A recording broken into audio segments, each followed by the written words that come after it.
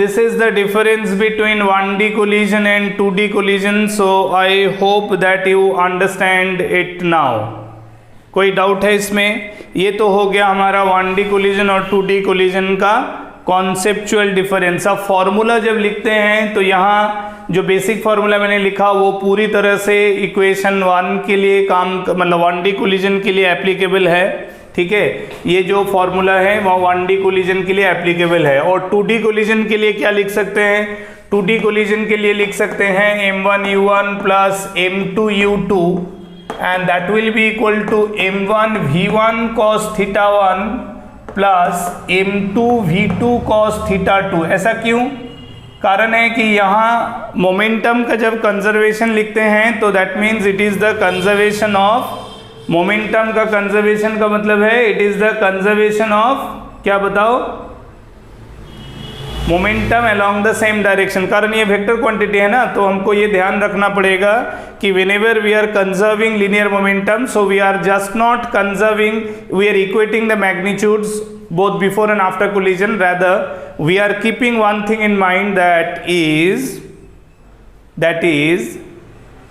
they are taken along the same line। एक ही line पे हमको वो कंजर्वेशन का प्रिंसिपल लिखना चाहिए, ठीक है। तो वही हम लोग यहाँ करेंगे। अच्छा, दूसरा है कि ये जो है ये V1 को दो कंपोनेंट में तोड़ देंगे, that is this is V1 cos θ1, this is V1 sin θ1। उसी तरह V2 का इधर का रिजोल्यूशन हो जाएगा V2 cos θ2 and this way it will be V2 sin θ2। ये जो दोनों वेलोसिटी वेक्टर बन रहा है ना perpendicular to the original direction, ये दोनों काउंटर बैलेंस कर जाएगा, यानी कि हम लिख सकते हैं m1 v1 sin θ1 that must be equal to m2 v2 sin θ2, right? m1 v1 sin θ1 that must be equal to m2 v2 sin θ2। ऐसा क्यों हुआ? कारण है कि यहाँ y डायरेक्शन में कोई मोमेंटम था ही नहीं, और जो भी मोमेंटम पार्टिकल में y डायरेक्शन पे आएगा वो एक दूसरे के साथ काउंटर बैलेंस कर जाना चाहिए, न्यूट्रलाइज हो जाना चाहिए, as because there was no y direction momentum before collision. Before collision जो दोनों पार्टिकल का मोमेंटम है वो x डायरेक्शन है, इसीलिए आफ्टर कोलिजन जो मोमेंटम को हम इक्वेट कर सकते हैं वो x डायरेक्शन का मोमेंटम। इसीलिए मैंने दोनों का डिफ्लेक्टेड वेलोसिटी को ओरिजिनल पाथ में और उससे परपेंडिकुलर डायरेक्शन में कंपोनेंट रेजोल्यूशन कर दिया। ये बहुत कॉमन बात है, ये सभी कोई जानते हैं, है ना। इसमें कोई बहुत बड़ा चीज नहीं है। अब जो मैं डिस्कस करने वाला हूं वो वाकई बहुत इंपॉर्टेंट चीज है, और वो न्यूमेरिकल करते समय हम लोगों को कई बार इस्तेमाल में आएगा, ठीक है।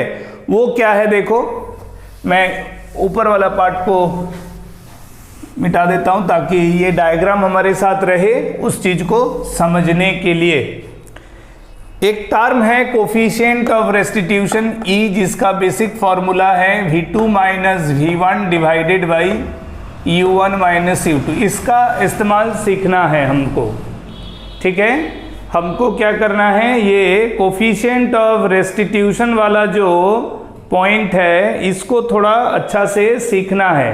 समझ रहे हो कि नहीं? इसको सीखने के लिए क्या करना है, थोड़ा कॉन्सेप्ट को अच्छा से समझना है। कॉन्सेप्ट को थोड़ा अच्छा से समझना है। कैसे समझेंगे देखो, तो मैं कहना चाह रहा हूं कि ये जो UE का ये फॉर्मूला है ये बेसिकली न्यूमरेटर में V रिलेटिव और डिनोमिनेटर का जो टर्म है वो U रिलेटिव। ऑब्वियस है, ये वेक्टर क्वांटिटी है तो हम उसका क्या करते हैं, मॉड्यूलस लेते हैं, यानी मैग्नीट्यूड लेते हैं।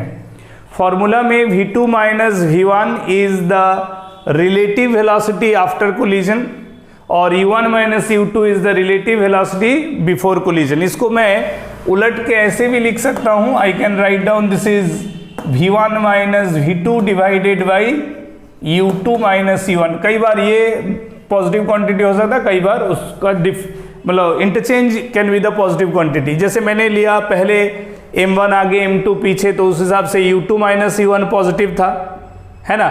वही उलट देंगे, अगर मैं आगे m2 पीछे m1 को रखूंगा तो तब हमारा u1 माइनस u2 पॉजिटिव हो जाएगा। इसलिए मैंने आइदर ये अरेंजमेंट या ये, बात वही है, ये लिखो या ये लिखो, it is ratio of v relative by u relative होता है।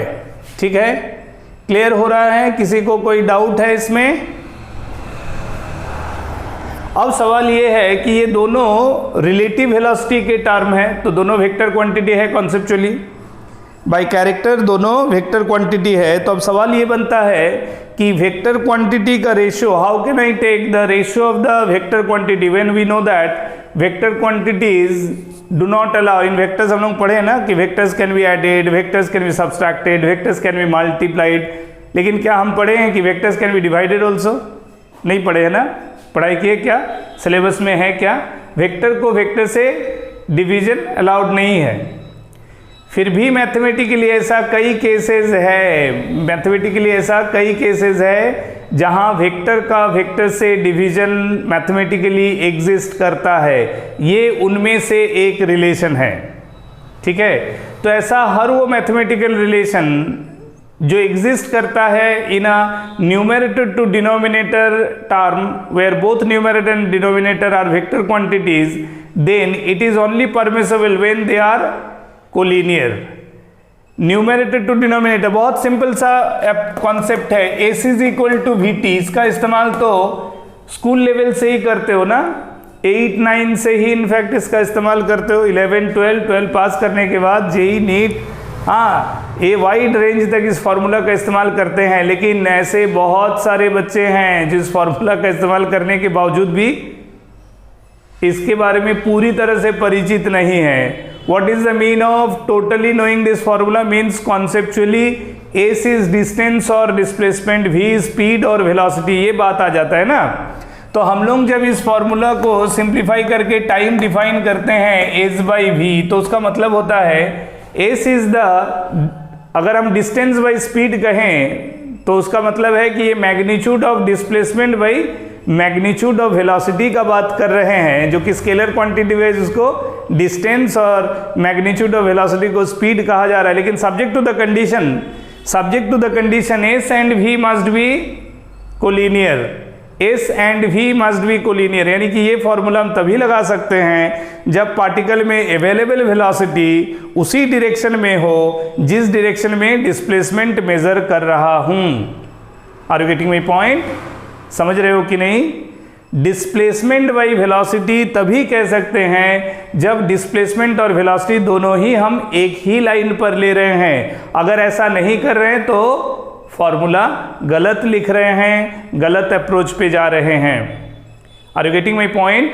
तो इसका मतलब ये हुआ कि अगर ये फॉर्मूला वैलिड है जहां S numerator term V denominator term है, तो S by V is valid where both are collinear vectors as displacement and velocity. तो उसी तर्क पे, उसी आर्गुमेंट पे V relative by U relative can only be defined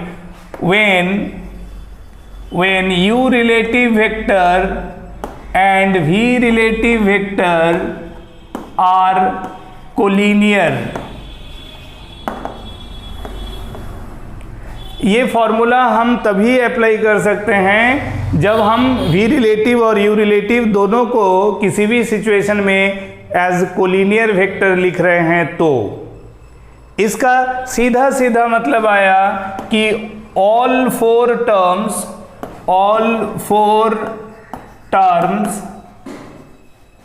U1, U2, V1 and V2 are, all four terms U1, U2, V1 and V2 are collinear।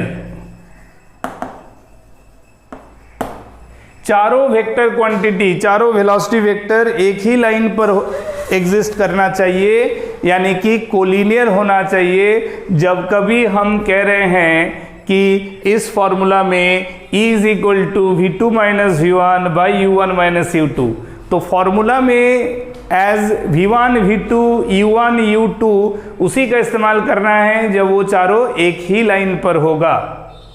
Are you getting my point? समझ में आ रहा है कि नहीं? बताओ जरा, clear हुआ कि नहीं पॉइंट? ये चीज समझ लेंगे अगर ये फॉर्मूला जो मैंने कहा, जो कॉन्सेप्चुअल पॉइंट मैंने कहा, अगर इसको अच्छी तरह से समझते हो, if you can understand the significance of this statement, then only you can ensure that you can use this formula correctly while solving numericals in momentum related various calculations. Even this formula is applicable for various such collision related problems where translation motion is involved, translation with rotation is involved, or only rotation is involved. तीनों तरह का जो result हो सकता है in the process of collision, तीनों में इस फॉर्मूला का इस्तेमाल जबरदस्त हो सकता है और होता है in various situation based numericals.